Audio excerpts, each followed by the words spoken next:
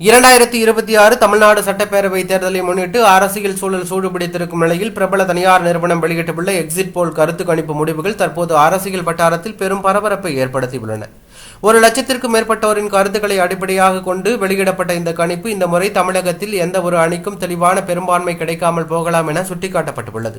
கருத்து கணிப்பின்படி ஆளும் கட்சியான திமுக தலைமையிலான கூட்டணி மாநில அளவில் அதிக வாக்கு சதவீதத்துடன் முன்னிலை வகிக்கும் எனவும் தெரிவிக்கப்பட்டுள்ளது. திமுக கூட்டணிக்கு 33 முதல் 35% வாக்குகள் கிடைக்கலாம் என்றும் அதனால் 78 முதல் 95 இடங்கள் வரை கைப்பற்றும் வாய்ப்பு இருப்பதாக கணிக்கப்பட்டுள்ளது. ஆனால் இது ஆட்சி அமைக்க தேவையான 118 இடங்களை எட்டுவதற்கு போதுமானதாக இருக்காது என மதிப்பிடப்பட்டுள்ளது. மறுபுறம் அதிமுக தலைமையிலான கூட்டணியும் வலுவான போட்டியை வழங்கும் நிலையில் இருப்பதாக கணிக்கப்பட்டுள்ளது.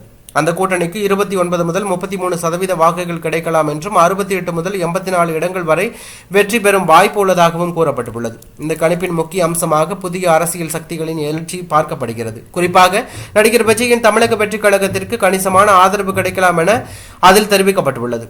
அந்த கட்சிக்கு 28 முதல் 31% வாக்குகள் கிடைக்கலாம் என்றும் 67 முதல் 81 இடங்கள் வரை வெல்லும் வாய்ப்பு இருப்பதாகவும் கணிக்கப்பட்டுள்ளது.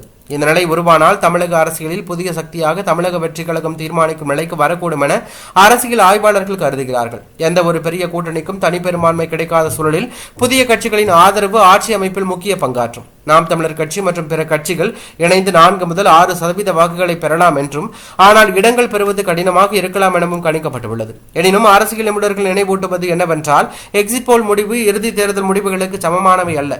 வாக்காளர்களின் மனநிலையை பிரதிபலிக்கும் ஒரு சாத்தியமாக அரசியல் பாடம் மட்டுமே எனவும் இறுதி தீர்ப்பை வழங்குவது மக்கள் அளித்த வாக்குகளின் அதிகாரப்பூர்வ எண்ணிக்கைதான். அதனால் இந்த கருத்து கணிப்புகள் தமிழகத்தில் கடுமையான மும்முனை போட்டி நிலவுவதை சுட்டிக்காட்டிலும் உண்மையான அரசியல் நிலைமை தேர்தல் முடிவுகள் வெளியாகும் நாளில்தான் தெளிவாகும்.